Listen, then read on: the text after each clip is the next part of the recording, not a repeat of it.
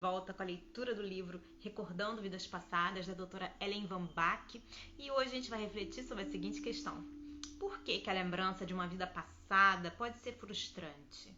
E aí, no livro diz o seguinte: a lembrança de uma vida anterior é a miúde frustrante porque, de ordinário, não podemos ter nenhuma informação de retorno sobre a exatidão das imagens que vimos, disse eu, a doutora, né?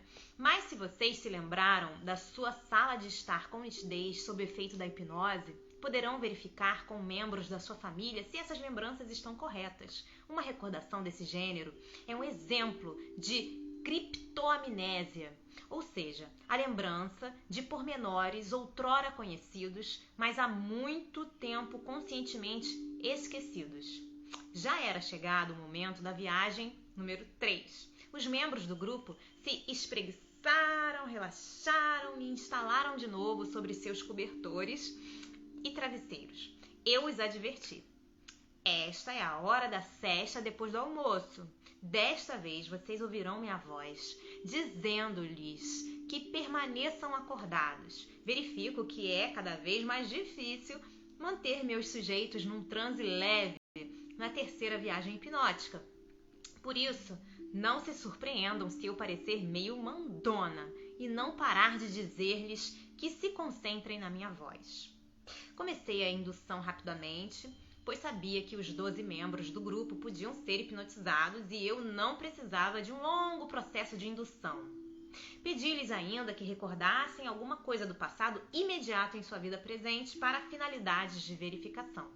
Na terceira viagem, sugiro aos meus sujeitos que rememorem uma viagem de férias feita nos últimos 5 anos e peço-lhes que vejam com clareza onde dormiram durante a viagem, o cenário e as pessoas que viram.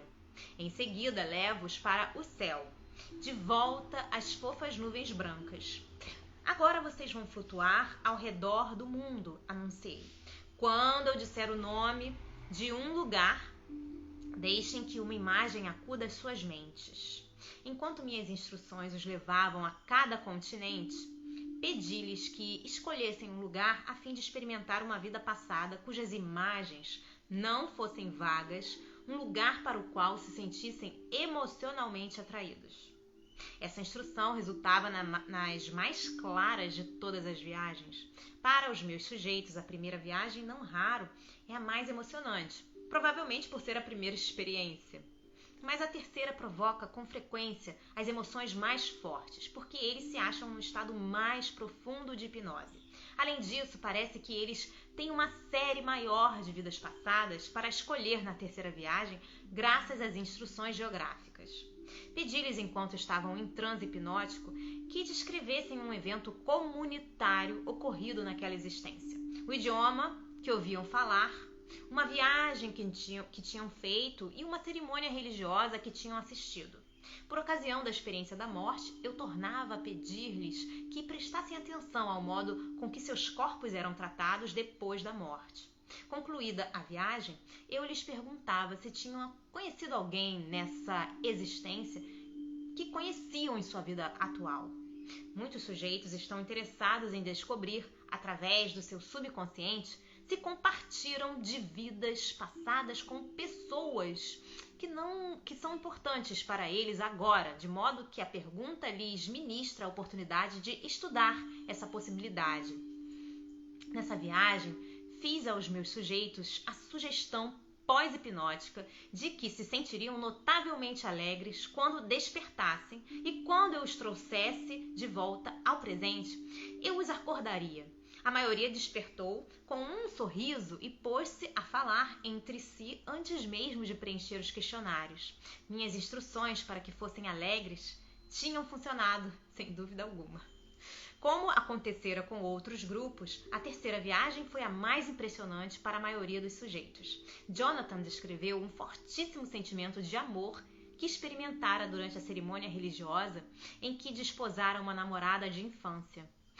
Sei quem é ela agora, disse ele. Senti um calafrio quando você me perguntou se eu conhecia alguém naquela existência que eu conheço hoje. E isso brilhou em minha mente, sem dúvida, nem contestação. Eleanor fizera afinal uma viagem a uma vida passada. Comecei a vaguear demasiado profundamente, mas depois ouvi sua voz dizendo que eu acordaria e faria a viagem com você. Fiz a viagem e foi uma coisa assombrosa. Ouvi tambores e primeiro pensei que os tambores fossem aqui na sala. Em seguida compreendi que estava na África. Eu era um homem e um caçador. Foi uma vida muito feliz, que apreciei intensamente. A cerimônia religiosa tinha muitos tambores e cantos, mas não sei o que estávamos comemorando. No meu corpo presente senti de fato que estava dançando. Fui morta por algum animal, mas isso não foi tão assustador quanto cuidei que o seria.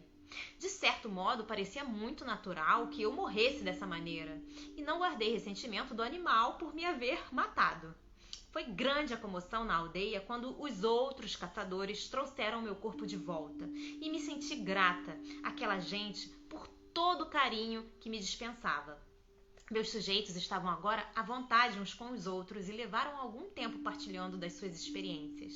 Lynn comentou: sabem, gosto de fazer isso em grupo. Quando passo por essas experiências sob o efeito da hipnose, parece parte da minha mente se põe a pensar por que estou fazendo tudo isso. De certo modo, fica mais fácil quando sei que todos estão tendo suas próprias experiências e que quando elas terminam, podemos conversar uns com os outros. Ela riu-se.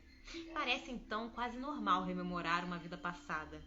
Depois que eles compartilharam dos seus sentimentos e de algumas ideias sobre as conexões kármicas que haviam observado em suas viagens, mandei-os de volta aos cobertores e travesseiros para a 4ª sessão hipnótica. Agora vou levá-los ao estado entre as vidas, declarei, ao tempo anterior ao seu nascimento. E para conseguir essa informação, preciso transportá-los a um nível bem profundo. Os resultados da 4ª viagem, deveras fascinantes, constituem a meta de uma pesquisa ininterrupta e o tema de um livro futuro. Quando soou o momento de deixar o seminário, todos juntaram seus cobertores e travesseiros e me agradeceram as experiências que tinham tido. Este foi um dia realmente estupendo, disse Jonathan. Ainda não sei se devo acreditar em tudo, mas há coisas que posso verificar. De qualquer maneira, hoje aprendi mais a respeito de mim mesmo. Peter ainda se demorou depois que os outros se foram. Agora, faz 7 anos que venho estudando misticismo oriental. Já experimentei alguns estados profundos na meditação e comparei-os com o que experimentei na hipnose. Há semelhanças, mas tenho a impressão de sentir mais emoção em transe hipnótico. Sorriu e continuou. A rosa no plexo solar foi uma vigorosa experiência emocional para mim.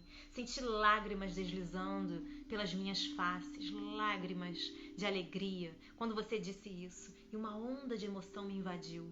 A hipnose é um estado poderoso. Pretendo explorá-la ainda mais. Depois que Peter saiu, reuni os questionários e pus-me a avaliar as informações estatísticas sobre as classes sociais, sexo, localização geográfica e outras variáveis. Ao registrar as informações em meus livros de coleta de dados, compreendi que a estatística só pode contar uma parte minúscula da história. Que efeito teria esse seminário sobre as vidas das pessoas que vieram hoje aqui para ser sujeitos? Como poderia eu medir-lhes as respostas emocionais? Mas o que eu poderia pôr por escrito, coligir e ordenar em mapas e gráficos eram os dados que eles tinham escrito em suas folhas. O sentimento e a emoção pertencem a um mundo diferente no mundo dos números e dos gráficos. Talvez precisemos de ambos para captar de maneira mais total o mundo que nos cerca e para chegar mais perto de uma compreensão dos mistérios da vivência. Meus livros de dados estavam quase completos. Eu me sentia pronta para encarar os fatos inegáveis e ver o tipo de respostas que surgiriam. Os dados confirmarão a ideia de que a rememoração de vidas passadas não passa de fantasia ou mostrarão uma imagem da vida tal como foi realmente vivida no passado. Bom, gente, a gente fica por aqui por hoje. Espero que vocês estejam gostando dessa leitura tanto quanto eu. Um beijo grande a todos. Deus abençoe. Até a próxima. Tchau, tchau.